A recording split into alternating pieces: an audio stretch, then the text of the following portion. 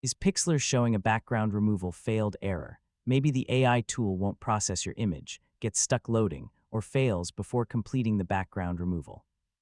In this tutorial, I'll show you how to fix Pixlr background removal failed errors in 2026. So let's get started. First, make sure your internet connection is stable. Pixlr's background removal tool relies on cloud-based AI processing, so connection interruptions can cause requests to fail. Next, refresh the page and upload the image again. Temporary server communication issues can sometimes be resolved with a simple retry. Make sure your image is in a supported format such as JPG, PNG, or WBP.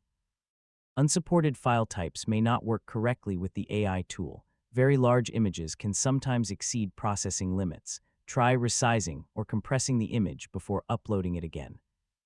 Yeah, this often improves success rates. If only one image is failing, the file may be corrupted. Test the background removal tool with another image to see if the issue continues.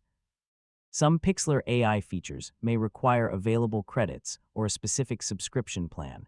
Review your account details to confirm you have access to the tool.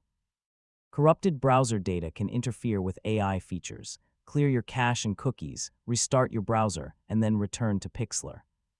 Privacy extensions, ad blockers, and script blockers may interfere with AI requests. Temporarily disable them and test the background removal tool again. If the error continues, open Pixlr in another browser. Chrome, Firefox, Edge, and Safari may handle AI requests differently. Background removal depends on Pixlr's AI servers.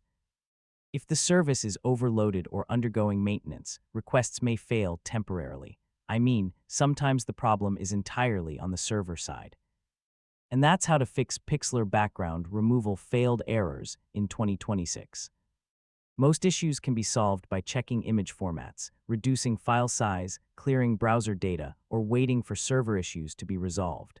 Thanks for watching, and I'll see you in the next tutorial.